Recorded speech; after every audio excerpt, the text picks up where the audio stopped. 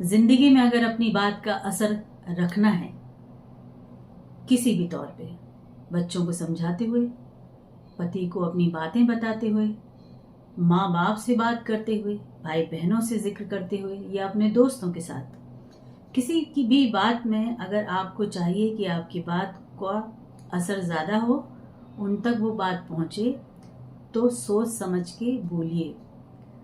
और एक चीज़ को 3 बार बिल्कुल मत बोलिए।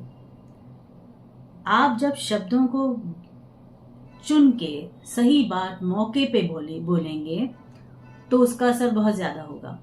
और अगर आपने उस असर को ख़त्म कर दिया, बार बार बोल दिया, तो सामने तक आपकी बात बिल्कुल नहीं जाएगी। उसको लगेगा कि आप आए हैं फिर वही बात करेंगे, आप आए हैं फिर वही समझाएंगे, आप सामने बैठे हैं कुछ भी जिक्र करेंगे, आप अपनी बातें कहने लगेंगे।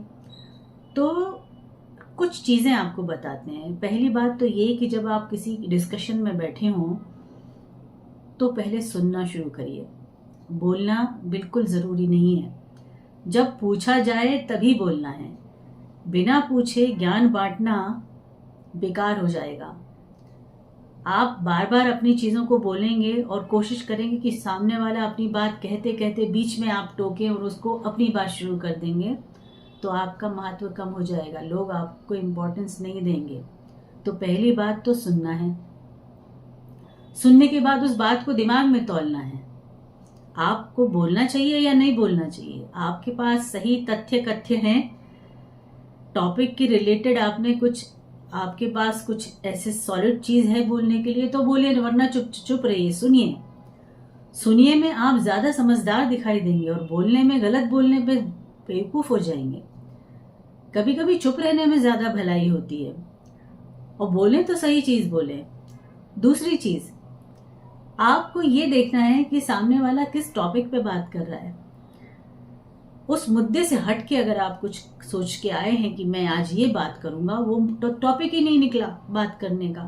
सामने वाले ने कोई नया टॉपिक शुरू किया है और आप उस टॉपिक से अलहदा कुछ और बात करेंगे तो आपकी इंपॉर्टेंस फिर खत्म हो जाएगी। कभी कभी ये भी होता है घरों में, हम देखें, हमारे चाहे बेटियां हों, चाहे बहुएं हों या पत्नी हों, अपना दुख जब कहती हैं तो रोने लगती हैं बार बार। उन्हें गुस्सा आने लगता है क्योंकि वो ना तो पिटाई कर सकती हैं किसी की, ना घर छोड़ के भाग सकती हैं, तो रोने लगती हैं, बार बार एक ही चीज को रिपीट करती हैं। दुख उनको पूरा वही है जो बार बार बोलती हैं। लेकिन उन लोगों से भी यही है कहना और समझाना, जो हमसे छोटे हैं, जो हमारे बराबरी के हैं, उनको यही कहना है। आपको अपने दुख को रोते हुए कहेंगे और बार बार रोते दिखाई देंगे तो देखिएगा सामने वाला एक टाइम पे कहने लगेगा कि इनकी तो आदत पड़ी हुई है रोने की।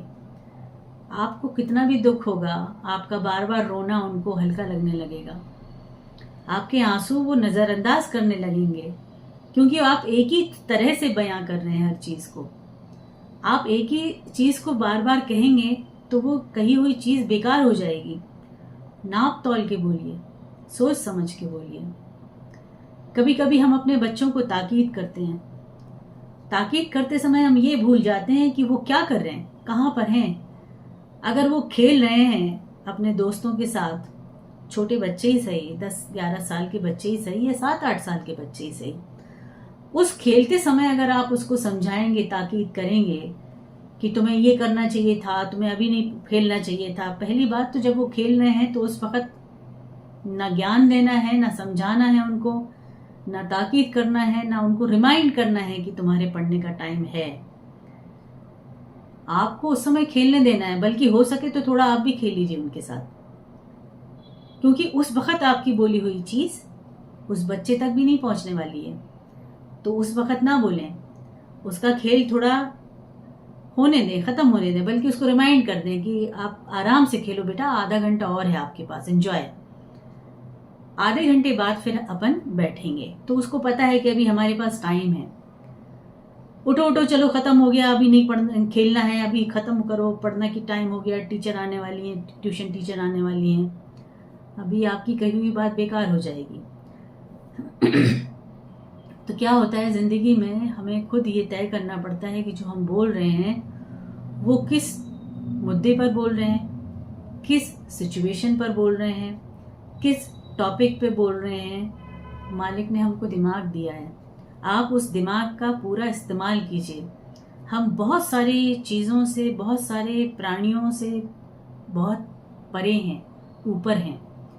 हमारे पास दिमाग है अगर, तो आप सोचना समझना शुरू करिए, उससे आपका व्यक्तित्व निखरेगा। आपको कोई हल्के में नहीं लेगा, एटलीस्ट ये नहीं कहेगा कि अरे जाने तो दो, ये हमेशा फालतू बातें करते हैं, इनकी बात तो समझ में नहीं आती, कुछ अलग ही बोलते हैं। तो कुछ अलग ही बोलना है तो कुछ सॉलिड अलग बोलिए, जिसकी इम्पोर्टेंस हो, और कम बोलिए। जहाँ बोलना है वहाँ बोलिए, वरना मत बोलिए। देखिए धीरे धीरे आपकी बातों का असर होने लगेगा, क्योंकि हम खुद अपनी बातों का असर बना सकते हैं, क्रिएट कर सकते हैं। और हर किसी को थोड़ा पढ़ना लिखना ज़रूर चाहिए, चाहे वो घर की गृहिणी क्यों ना हो, बच्चे क्यों ना हो, कॉलेज के स्कूल के बच्चे क्यों ना हो। पढ़ाई के अलावा भी कुछ पढ़िए, जीवन में और आसपास क्या हो रहा है वो भी पढ़िए। आपकी पढ़ाई सही गलत को जांच सके और सही कह सके, वो पढ़ाई अच्छी है। हाँ में हाँ मिलाने की पढ़ाई तो गलत है। वहां पर आप अपने विचारों को अच्छे से व्यक्त कर पाएं और समय पे सटीक सिचुएशन के हिसाब से शब्दों को गिन चुन के कर पाएं, तो वो पढ़ाई अच्छी है।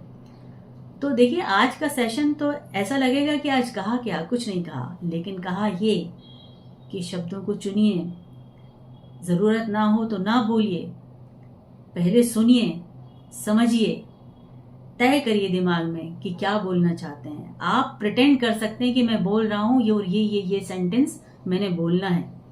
आप पहले मन में खुद को बोल लीजिए और फिर साफ सामने बोलिए। आप सिचुएशन को दिमाग में क्रिएट कर सकते हैं। ये उन बच्चों के लिए है कि जो टेस्ट देने जा रहे हैं या किसी इंटरव्यू में जाने वाले हैं। आप प्रिटेंड करिए कि आप सामने बैठा हुआ है, कोई आपसे कुछ पूछ रहा है, उस पूछने पे आपके जवाब क्या होंगे वो पहले से दिमाग में तय कर लीजिए। देखिए आप सही बोलेंगे, सामने वाले तक आपकी बात पहुंचेगी और सटीक पहुंचेगी। ठीक है, तो आज का सेशन यही है। नाप तौल के बोलना है, चुन के शब्दों को बोलना है, सिचुएशन देख के बोलना है, फालतू नहीं बोलना है। ठीक है, कुछ आपको पूछना है जरूर पूछिए। जुड़े रहिए, सब्सक्राइब करिए, लाइक कीजिए, शेयर कीजिए। कुछ अच्छा आपको पूछने का मन है या कुछ टिप्पणी देने का मन है तो ज़रूर पूछिए। ठीक है, thank you so much and God bless you. और खुश रहें, अच्छे से रहें, सुखी जीवन जिए। बड़ा मुश्किल है, लेकिन अपने आप में अगर खुश रहने की कोशिश आप लोग कर लेंगे तभी खुश रह पाएंगे। मुश्किलें तो बहुत हैं, लेकिन हर मुश्किल दूर हो जाए, हमारी ये प्रार्थना है। All the best, good luck.